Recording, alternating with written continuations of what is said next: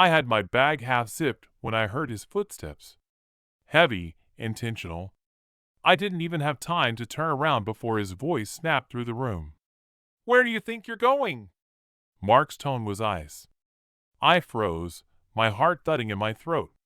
Slowly, I turned, clutching the strap of my duffel bag like it might somehow protect me. His eyes locked onto mine with something primal, and then his fist rose. He didn't shout. He didn't curse. He just raised his arm. And for a split second, I was 7 years old again, helpless, shaking, waiting for something I couldn't stop. But before the fist came down, he paused. His eyes flicked past me toward the bathroom. Something in them shifted. Confusion, then panic. I followed his gaze, and everything stopped. But before I can tell you who stepped out of that bathroom, I need to go back to a different morning in a different kitchen when the world was still whole. I remember the smell of cinnamon and vanilla, the sound of my mother humming an old lullaby, the sunlight streaming through the gauzy curtains. I was 7, small enough to still sit cross-legged in the kitchen chair. "Julia, breakfast," she called gently, brushing a strand of hair from her cheek with the back of her hand. There were 2 plates, 2 mugs, and a little bouquet of wildflowers in a mason jar between them. "Why are you so dressed up?" I asked.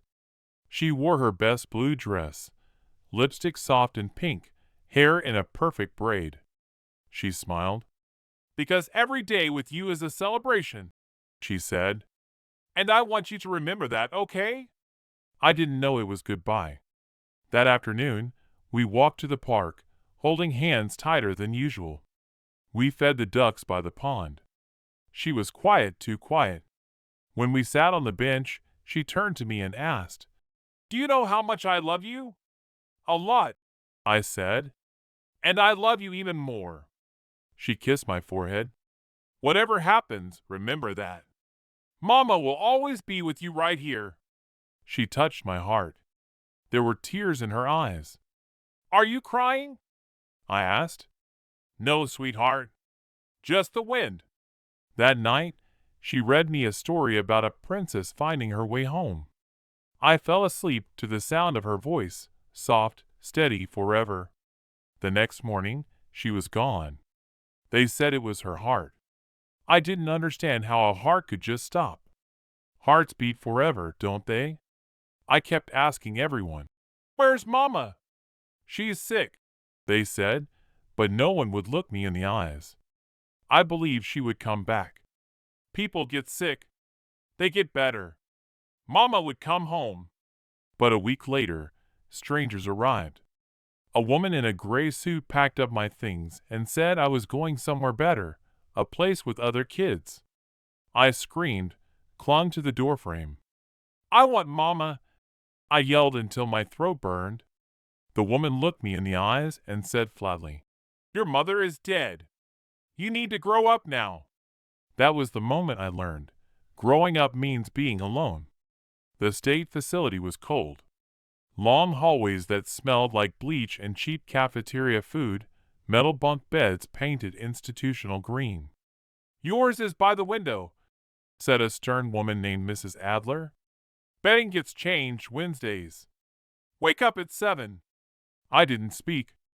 I just nodded and clutched the only thing they let me keep, a photo of Mama in a wooden frame. "You should hide that," whispered a girl on the next bed over. "People steal everything here." Her name was Leah. She was 9 and knew all the rules. "Got family?" she asked. "I don't know," I said honestly. She sighed. "That's bad. Kids with nobody don't get taken." I didn't even know being taken was an option. The days blended together.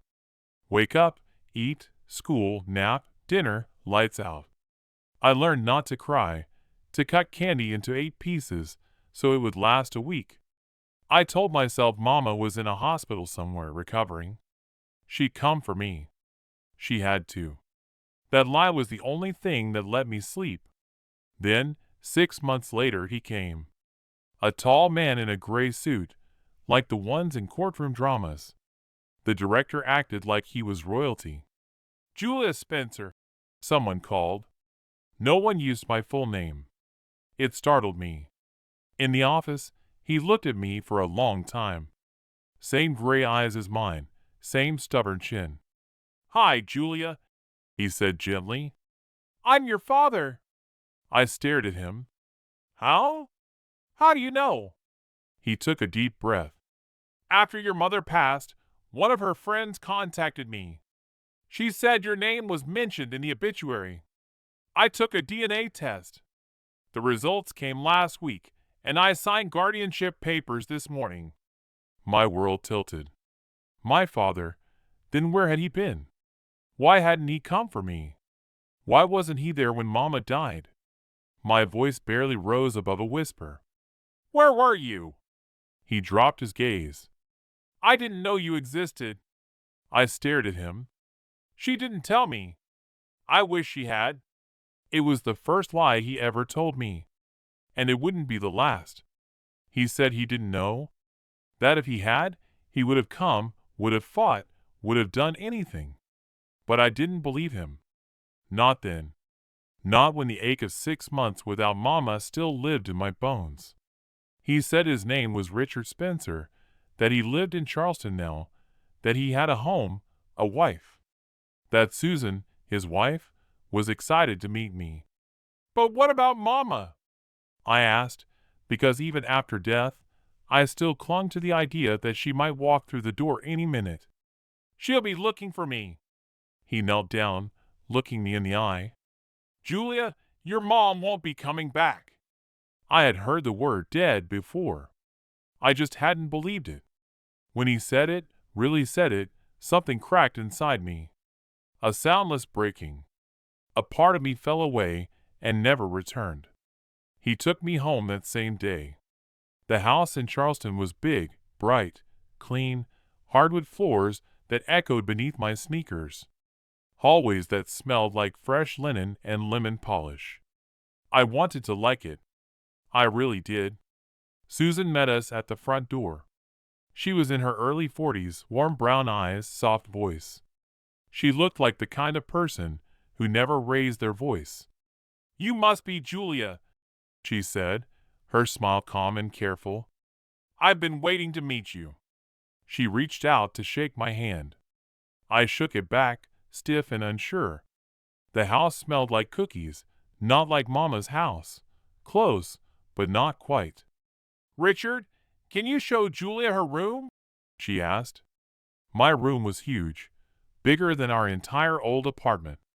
There were soft curtains with flowers, a new bed, a desk, even toys, but no creaking floorboard by the door. No chip picture frames, no scent of Mama's hand cream. If you don't like anything, we can change it, Susan said kindly. This is your home now. Thank you, I said, but I didn't believe it. Not really. The first few months felt like watching someone else's life from inside a glass jar. I ate at a big table, slept on clean sheets, went to a new school. Susan packed my lunch with little notes that said things like, "You've got this." But my heart didn't get the memo. Richard was polite, nice even, but always distant. He'd ask about school like a teacher does. How was math? Do you need help? He gave birthday gifts. He drove me to piano lessons, but he didn't read bedtime stories. He didn't ruffle my hair. One night, Susan came into my room while I was lying awake, staring at the ceiling. He's trying, she said softly. It's hard for him. Why? Because he missed everything, and he knows it. I didn't answer because if he knew what he missed, why wasn't he holding on tighter now? Years passed. Slowly, I stopped asking questions. I learned how to fit into the family, how to smile for pictures, how to say, "Dad," like it didn't sting. I wore nice clothes, got good grades. I was a good daughter. At 18, while cleaning out one of Susan's storage closets, I found the truth. A bundle of letters tied with ribbon. The handwriting unmistakably my mother's. My heart pounded as I opened the first one. Richard, don't look for us. Julia thinks she has no father. Let it stay that way. You made your choice. I'm making mine. But if anything happens to me, please, please take care of our daughter. She doesn't deserve to be punished for our mistakes." The letters were dated, one just a month before Mama died. She had reached out. He had known. I read them again and again, the words like needles. So he did know.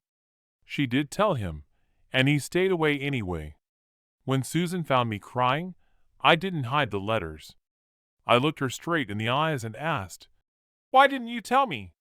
"Because your mother asked us not to," she said gently, "and because some truths are too heavy for a child.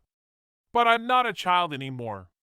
"No, Julia," she whispered, "you're not. And now you get to decide what to do with the truth." That night, I sat in my bed looking out at the dark Charleston sky. Somewhere out there, other girls were living simpler stories with parents who loved each other, with homes built on honesty. Mine was a story about love that couldn't survive pride, about a mother who chose silence, about a father who chose comfort, and about a girl who carried the cost alone. The University of Virginia had a library with tall windows and an old wooden staircase that creaked like it was whispering secrets. I spent most of my free hours there, hidden among the shelves, behind a stack of books and a wall I'd built around myself. Other students talked about parties, road trips, internships. "Inker," I said, sliding my books to the side. He nodded and sat down, flipping open a thick volume on human anatomy. I tried not to watch him, but something about the way he quietly read, the way his fingers moved across the page with purpose, it felt safe. After 30 minutes, he glanced up. "I'm Ethan, by the way." "Julia," I replied. He looked at my stack of books. "Early childhood education?" I nodded. "Planning to teach?" I hesitated. "Maybe. Kids are easier than adults. They don't pretend to care. They either do or they don't." He smiled like he understood. "I'm studying to be a surgeon. Not because I like blood," he added, laughing, "but because I like fixing what's broken." Something about that sentence stayed with me. For weeks after, we met at the same table, same time.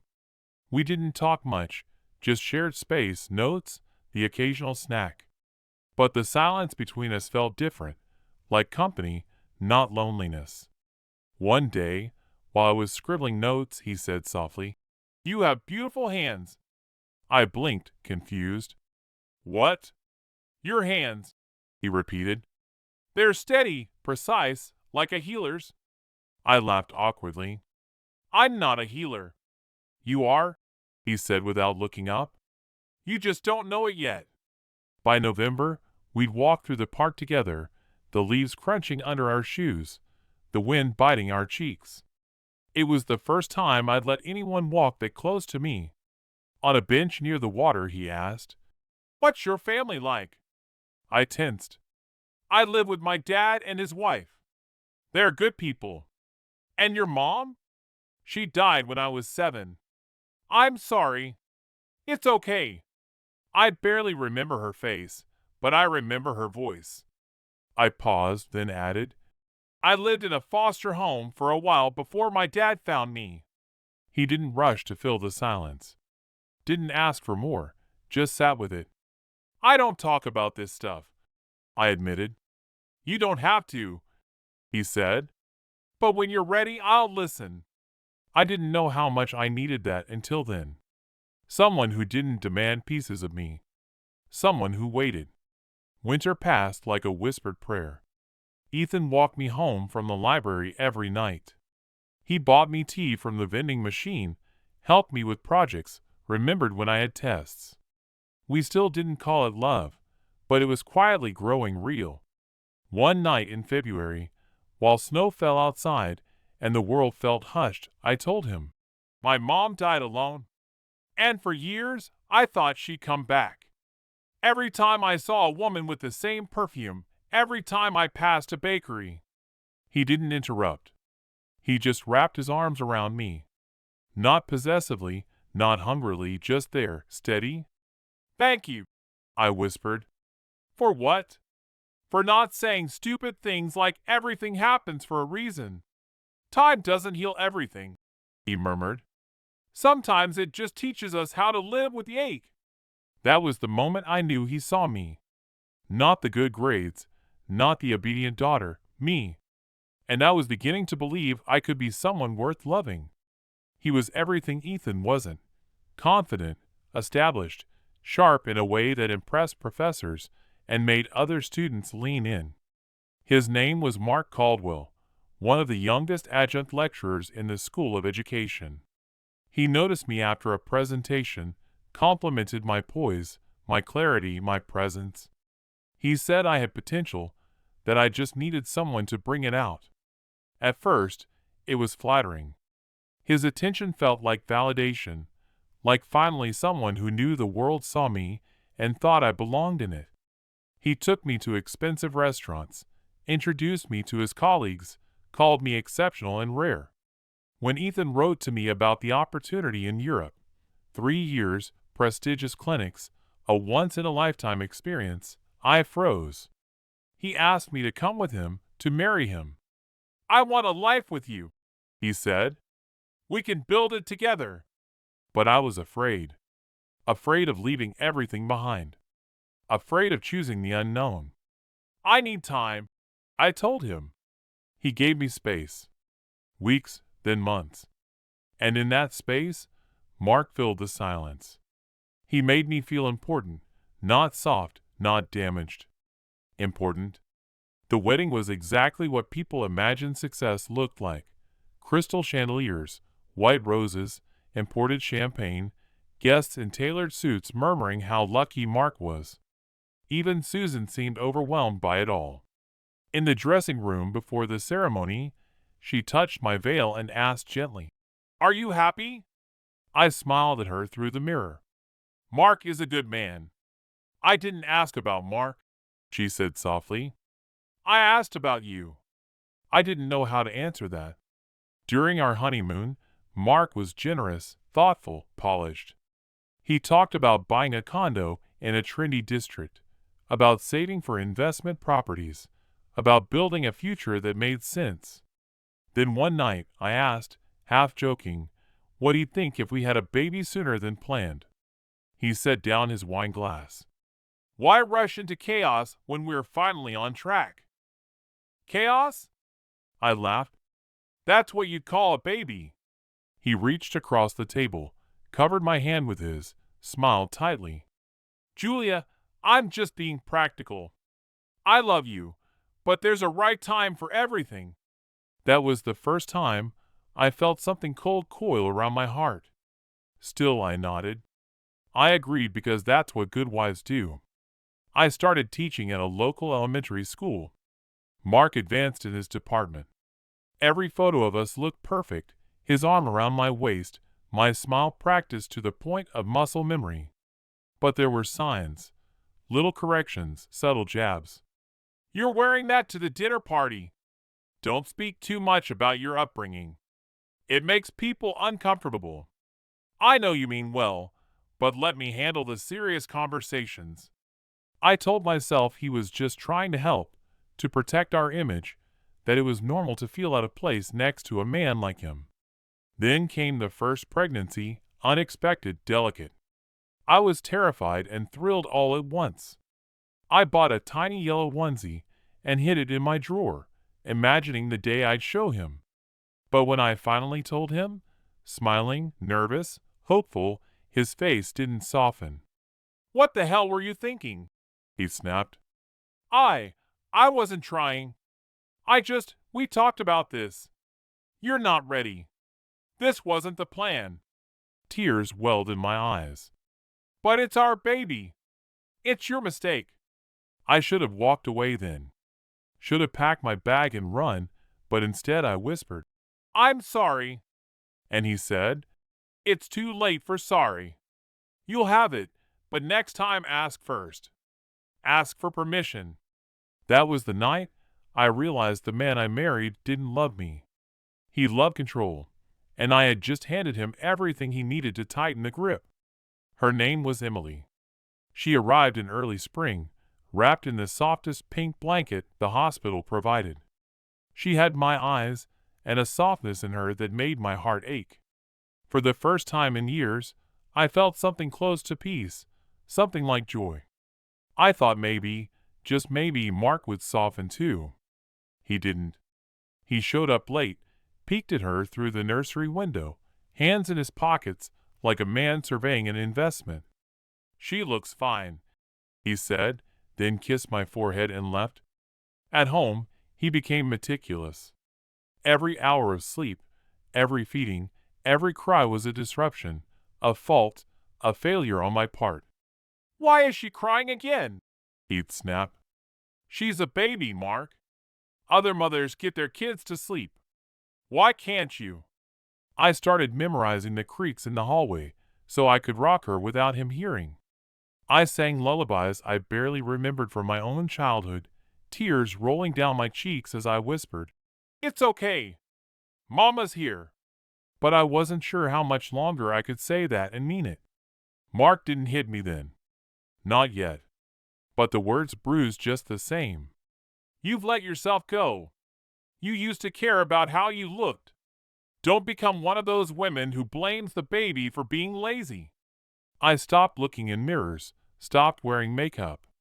I didn't recognize myself anymore. And yet, when he walked in the door, I still smiled, still tried to greet him with warmth, as if love could be coaxed back with enough effort. When I got pregnant with Ben a year later, I didn't tell him for 3 weeks. I was scared. Not of his fists, not yet, but of the look, that expression of disgust barely hidden behind his calculated tone. "Again?" he said when I finally told him. "Are you incapable of tracking your own body? He's your son, too?" I whispered. "No son of mine should be born into a mess." I started apologizing for everything. For being tired, for needing groceries, for the kids crying. "Sorry," I'd say automatically. And he'd reply, "Don't say sorry. Say thank you that I'm still here." It wasn't long before his words weren't enough. The first shove came when I spilled water on the kitchen floor. I slipped, caught myself. He stormed in, saw the mess, and grabbed my arm hard enough to leave bruises. "Clean it up. You're not a child," he snapped. "I said I'm sorry." He turned back and pushed me against the counter. My elbow thudded hard into the edge. "That's the problem. You're always sorry. Be better instead." I didn't leave. I told myself it was stress, that things would get better. When Lily was born, our third, I didn't cry in the delivery room. I was too numb, too used to hiding my emotions like contraband. Mark didn't come, said he had a meeting. The nurse asked, "Is Dad on his way?" "He's busy," I said. She gave me a look that said more than words ever could. At home, life became a war zone. Mark refused to help with the kids. "You wanted them," he said. "You raised them." Emily, my oldest, started flinching when the front door opened. Ben hid under the table when Mark's footsteps echoed in the hallway. Lily, too young to understand, would just cry. And me, I became a ghost, a shell, moving through the house like furniture. Until one night, Emily crawled into my bed, wrapped her little arms around my waist, and whispered, "Mommy, I don't like when Daddy's home." That was the moment something cracked again. Not like before. This time it didn't break me. It woke me up. Because if my daughter was learning to be afraid, that meant she was learning to be me. It started with a lie. A simple one. I told Mark I was taking the kids to the park. But instead, I drove to my stepmother's house. Susan had always told me I could come to her with anything. But when you live in fear long enough, even kindness starts to feel dangerous. We sat on the porch while the kids played in the yard. The air smelled like roses and summer rain. She poured me tea, smiled like she always did. "You look tired, sweetheart," she said gently. I stared into the steam and said, "Susan, can I ask you something?" "Of course." "Do you think it's possible for two people to just not be right for each other?" Her eyes flicked to mine, sharper than I expected. "Is something wrong between you and Mark?" I hesitated. My lips moved around everything but the truth. "He's just strict. He likes things a certain way. I don't always get it right." She set her teacup down. "Julia, is he hurting you?" "No," I said too quickly. "Not like that. I mean, he didn't want kids so soon. He thinks I let myself go, that I disappoint him." She didn't blink. "Sweetheart, no one needs permission to become a mother. That's not a failure. That's a miracle." I looked at her then, really looked, and for the first time in years, someone looked back and didn't see a woman failing at her life. She saw a mother drowning. But it was too late. Mark found out I had visited them. He came home early, his face a tight mask of fury. "Why were you at your father's?" he asked. "The kids wanted to see them." "Don't lie to me," he said. "You went there to talk about me, didn't you?" "No, I swear I—" He struck me. Open hand across the face. I stumbled back, hit the wall, tasted blood. From down the hallway, I heard Lily cry. Then Ben's small voice asking if Mommy was okay. Mark turned toward the sound, eyes blazing. "Look what you've done. You scared them." That night, after the kids fell asleep, I sat in the bathroom, staring at myself in the mirror.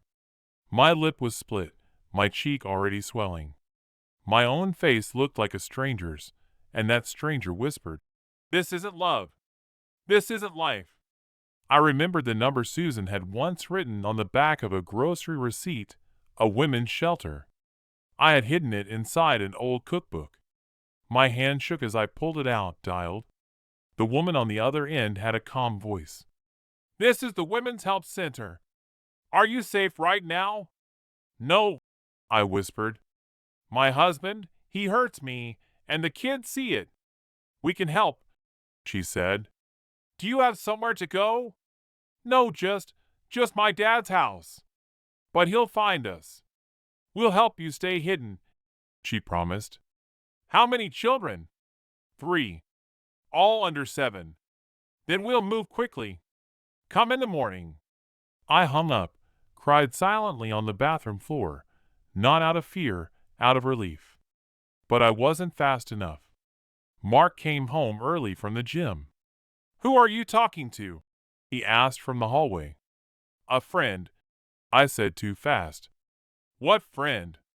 "Tanya from college. You haven't spoken to Tanya in 2 years." He snatched my phone, redialed the last number. A voice answered, calm and steady. "Women's Help Center. How can we—" He ended the call and looked at me like I was something he'd found crawling in his shoe. "So that's it," he hissed. "You're planning to run?" I backed toward the door. "Mark, please." He blocked the exit, eyes wild, voice low. "You think you'll take my kids? You think I'll just let you go?" He raised his fist, and then the doorbell rang. The doorbell rang again. A long, steady chime that cut through the silence like a flare in the dark. Mark froze, fist still raised midair. "Who the hell is that?" he muttered. The clock read 9:30 p.m. Too late for deliveries. Too early for emergencies. "I don't know," I whispered.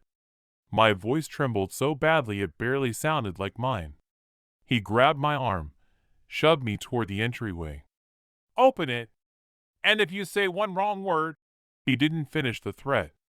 He didn't have to. My hand shook as I reached for the door. My pulse was thudding so loud it blurred the world around me. I looked through the peephole. At first, I thought I was hallucinating, but the voice came, soft and steady, just like I remembered. "Julia, it's me. Please open the door." "Ethan." He stood there in a dark coat, older, sharper around the edges, but those eyes still gentle, still sure. Mark's voice hissed from behind me. "Who is it?" "A friend from college." Mark leaned closer. "Open it and smile." I turned the lock with shaking fingers. The door creaked open, and Ethan stepped forward into the light. He took one look at my face, split lip, swelling cheek, eyes rimmed in red, and he didn't ask a single question. "Hey, Julia," he said softly. My voice cracked. "Hi." Mark appeared beside me. "And who exactly are you?" he demanded, puffing up his chest. "Ethan Walker," he replied calmly. "Old friend. Well, Julia's a married woman now. You should probably leave." Ethan didn't flinch. He glanced at me again, then let his eyes settle on Mark with a quiet firmness that made the room feel heavier. "If she asks me to go, I'll go. Otherwise, I'm staying right here." Mark laughed. "You don't get to make decisions in my house." "Then let's not talk in your house." Ethan took a step inside. Not aggressive, just solid. Mark stepped back, barely, but enough for me to notice. In the hallway, Lily had started crying. Ben's voice followed, soft and scared. Emily was trying to hush them. "I need to check on the kids," I said, moving toward their room. Mark caught my wrist. "They can wait." "No," Ethan said, voice like steel. "They can't." Mark turned on him. "What business is this of yours?" Ethan didn't answer right away. He stepped closer to Mark, just one pace, and said, "When it comes to Julia and her children, it's all my business." Mark tried to hold his ground, but something shifted. He saw it too. This wasn't the boy I'd once studied with in libraries. This was a man who'd spent years learning how to protect and repair. "Get out," Mark growled. "Not without her," Ethan said. Mark lunged, swinging his arm, but Ethan caught it, twisted, and shoved him against the wall with a precision that spoke of training, not rage. Mark cursed, struggling. "You'll regret this." "I doubt it," Ethan said calmly. A few days earlier, Mrs. Thompson had stopped me in the hallway. She returned a package that had been delivered to her door by mistake. Her eyes lingered on the faint bruises on my arm. "You okay, hon?" she asked softly. I smiled too quickly. "Just tired." She didn't press. But that night, I heard her linger outside our door longer than usual. Then a voice came from behind. "I'd step carefully if I were you." It was Mrs. Thompson, our neighbor from downstairs. She held up a phone, screen still lit. "I've been recording every scream, every crash, every night. I called the shelter myself, and if this man hadn't shown up tonight, I would have walked through that door." Mark's face drained of color. Ethan let him go, then turned to me. "Get your things. Get the kids. You're not spending one more night here." I didn't move at first. I was still frozen, still stuck in the script of survival. But then I looked at my children, 3 wide-eyed little souls huddled in the doorway, and I finally felt it. This wasn't fear anymore. This was freedom knocking. Later that night, after the kids were finally asleep at the shelter, I asked Ethan, "How did you know to come?" He looked at me for a moment. "Susan called me. She was worried after you stopped answering. She said you might need someone to stand with you." I blinked. "You came all this way just because of that?" He nodded. "No," he said softly. "I came because I should have never let you go in the first place. And this time, I was ready to open the door." The drive to the shelter felt like the longest journey of my life, though it took only 20 minutes. Ethan drove with one hand on the wheel, the other gripping mine. He didn't speak much, just gave me the silence I needed, the kind that didn't feel empty, but safe. The kids were curled up in the back seat, Emily whispering to Ben, Lily tucked in her arms. None of them cried. They just clung to each other like castaways in a storm. When we pulled up to the shelter, a woman was already waiting at the door. She introduced herself as Maggie. Her smile was warm, but her eyes were sharper than they first appeared. She didn't pity me. She respected me. Inside, the space was quiet, clean, soft with blankets and soft-spoken volunteers. I filled out paperwork with trembling hands, while Maggie brought juice boxes to the kids. "You're safe now," she said gently. "No one knows you're here, and no one will unless you tell them." That night, in a small room with bunk beds and dim lights, I sat on the edge of the mattress and stared out the window. Ethan knocked once, then peeked in. "You okay?" I nodded. "I think so." He hesitated, then asked, "Why didn't you call me all these years?" I looked at him, this man who had been my safe place once, and somehow still was. "Because I didn't think I deserved help. Not after I chose wrong. Not after I stayed so long." He stepped inside. "You didn't choose wrong. He fooled you. And staying, that wasn't weakness. That was survival." Tears welled in my eyes. "I let it happen. I let the kids see it." He knelt in front of me. "And now they'll see this. They'll see their mom choosing better, choosing freedom." I broke then, but not like before. Not into pieces. I broke open. The first few weeks were chaos wrapped in comfort. Paperwork, legal calls, panic attacks at the sound of a closing door. The shelter's attorney helped me file for a protective order. Custody hearings would take months. Ethan stayed nearby, not hovering, just present. It wasn't instant freedom. It was exhaustion, flashbacks, and late-night doubts. But one morning, I realized I had slept. Not just closed my eyes, but truly slept. And I woke up without fear. Lily started sleeping through the night. Ben made a friend. Emily asked Maggie if she could help serve snacks to the younger kids. I began to feel like a mother again, not just a shield, but a source of warmth.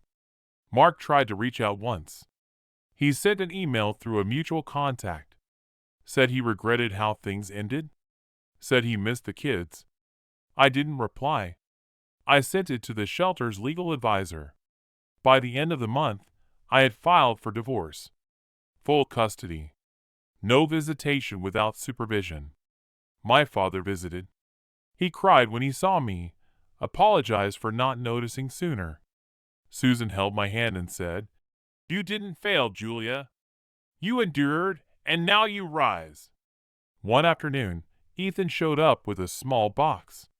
"It's not a ring," he said quickly. "Don't worry." I laughed for the first time in weeks. Inside the box was a silver pendant. A small tree, roots curl beneath the surface. "It's the tree of life," he said. "For strength, for growth, for the life you're building now." I touched the pendant, tears stinging. "Thank you," he smiled. "There's a position open at a private preschool near the hospital. They're looking for someone who knows how to reach kids who've been through things. Someone who understands." "You think I'm that person?" I asked quietly. "I know you are." And for the first time in years, I believed it, too. We moved into a small rental house near the school. The kids picked out paint colors for their bedrooms. We planted flowers in the yard. On Saturdays, we made pancakes in our pajamas. On Sundays, we visited the library again. Ethan never asked for anything. But slowly, we found our way back. Not to who we were, but to who we had become. Not broken people, but rebuilt ones together. And when Emily brought me a drawing one morning of our little house, a tall man, a smiling mom, and 3 happy kids with hearts over their heads, I knew this was home. I wrote the letter late one night, long after the kids had gone to bed, and the house had gone still. Rain was tapping gently against the windows, and the air smelled like lavender from the diffuser Ethan bought me last Christmas. He was asleep on the couch, a book resting on his chest, glasses tilted slightly, just like always.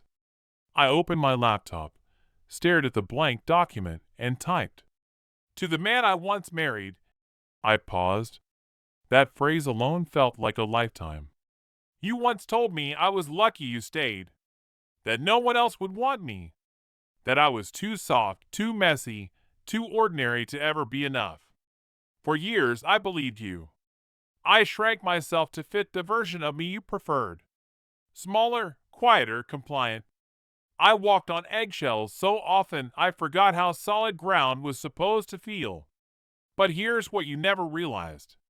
Every insult, every bruise, physical or otherwise, wasn't proof of your power. It was proof of your fear. You were afraid of a woman who could still hope, still mother, still laugh even in your shadow. You didn't break me. You bent me. You twisted my reflection. But you never erased me. And the moment I walked away, I remembered. I remembered the girl who loved books and dreamed of being a teacher. I remembered the mother who sang lullabies even with a broken heart. I remembered the woman who once stood in a hospital hallway and promised her baby she'd always be safe. You tried to convince me I was worthless. But today, I woke up to Lily's giggle, Ben's arms around my waist, Emily's drawing of a brave mommy on the fridge.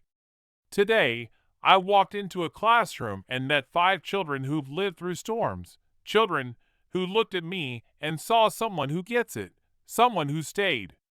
And today, a man who never raised his voice, who never asked me to shrink, brought me coffee just the way I like it, and kissed my cheek like it was the most natural thing in the world. You don't get to call that luck. You don't get to call this regret. You don't get to come back. I printed the letter, folded it, slid it into an envelope. Then I walked to the fireplace and watched the flame ticket. Slow, deliberate, final. I didn't need to send it because the power was never in the words. It was in writing them, in choosing to let go. Ethan stirred on the couch, blinked awake, and smiled at me with that quiet knowing he always had. "You okay?" he asked. I nodded. "Yeah, I just needed to finish something." He reached out his hand. I took it outside. The rain had stopped. The moonlight spilled across the floor, silver and soft. And for the first time in forever, I didn't feel haunted. I felt free.